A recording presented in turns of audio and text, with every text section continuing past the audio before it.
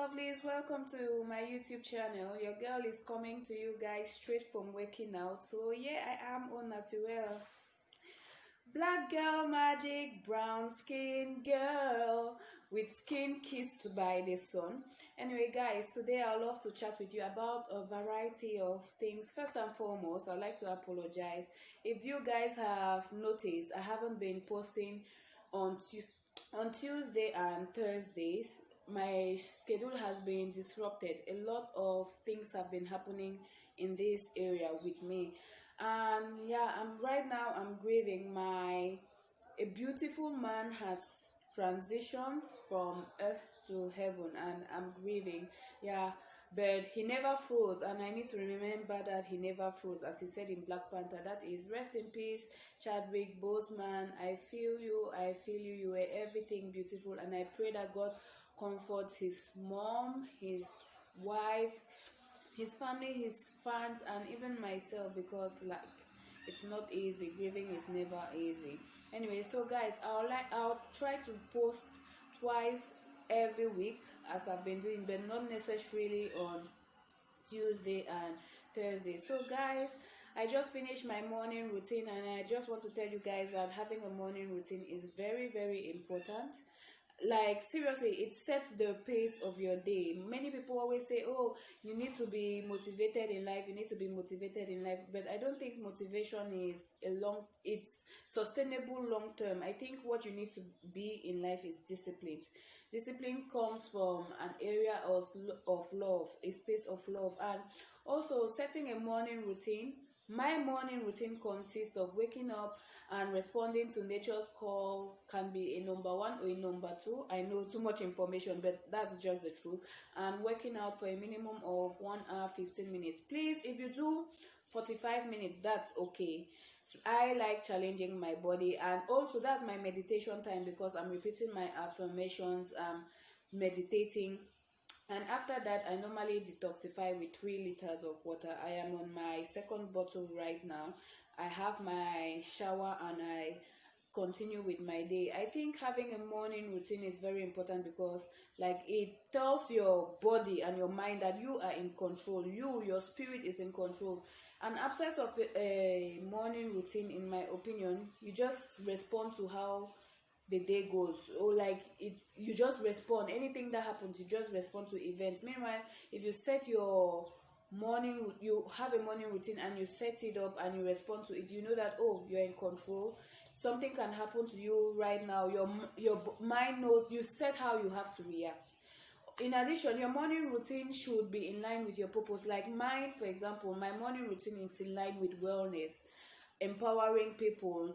That's how my morning routine fits into my purpose. Like it's my priority, because my purpose is all about wellness and empowering people and showing them a more healthy way, like a healthier way to live, yeah, and how to achieve wellness, which is emotionally, spiritually, mentally, and physically. So it's natural that when I wake up, I work out. That is feeding my mind, that is disciplining my body, that is telling me that, oh, the next step I have to do after detoxifying is have a healthy, a nourishing meal and stuff like that. So remember, your morning routine should always be in line with your purpose. So guys, today I just wanted, because from the recent events happening in the world, the passing of Chadwick Boseman, which all of us are feeling, the world is feeling, I can't still believe that it's real, like it's true.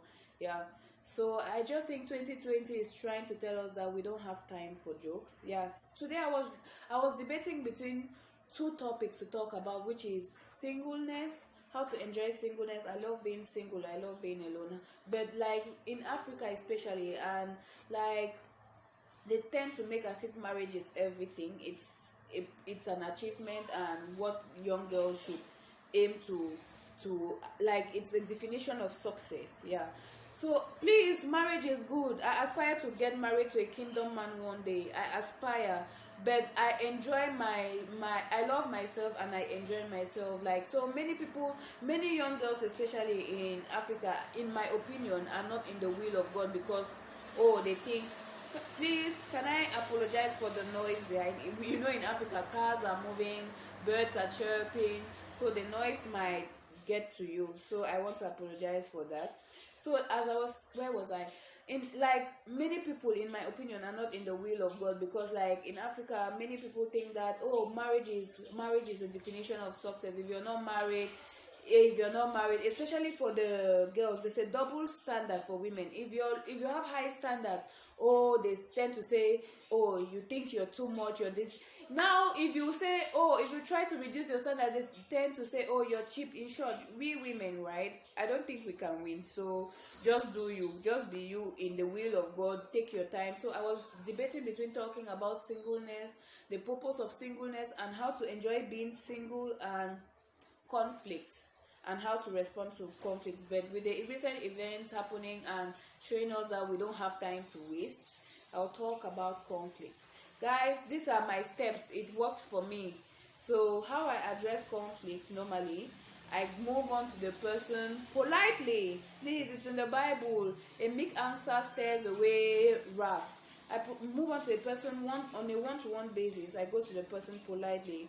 And also, it depends if the person, like, I don't just, you need to know the time, an acceptable time to move on to a person. It's not because, oh, you're in conflict with somebody, or you feel like you have been wronged. I had to learn that you feel like you have been wronged, that you think that you can just go to the person and talk to the person. You have to be able to discern the right time, when the person, everything is okay with the person, you see the person's mood. You don't just go and talk to somebody when the person is angry and stuff like that. No, you have to be able to discern the right time to address the conflict.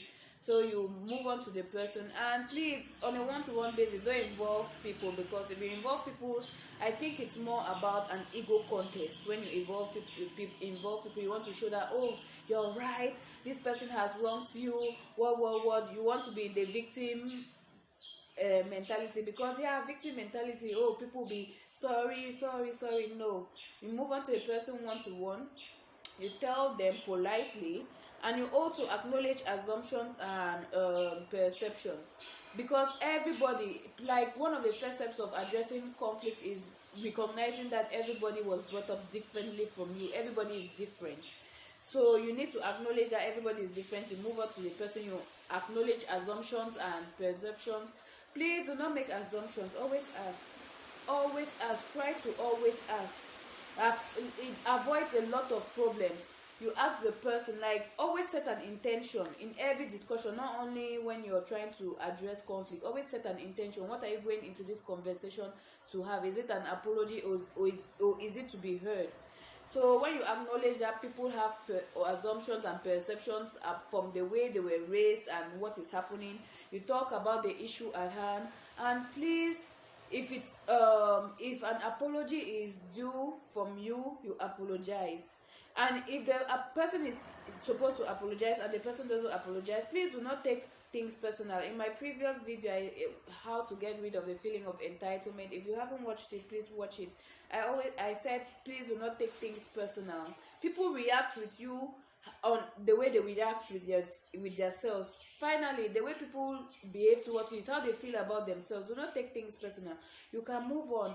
But if you have discerned and you have seen that the person, like, you have spoken to the person, please, there are toxic people outside here, and the person doesn't even give you space to speak your mind.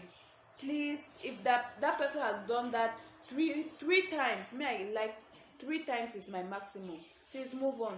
That's not a relationship that you should be wasting your time to have, because the person is not about, the person doesn't want to further the relationship with you. If the person doesn't even give you space to talk, or tries to make as if you are the problem, please move on. Please move on. That's it. So those are my steps to addressing conflict. And please, if it's beef, like, there's a difference between conflict and beef. Conflict is when, oh, you people are in disagreement because of maybe your own perception of self and how you were raised, and the other person's own perception of self. That's conflict.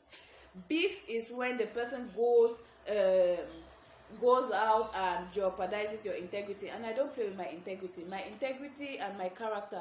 If I do something wrong, please say I did something wrong. If I do something good, say I did something good. Represent my character.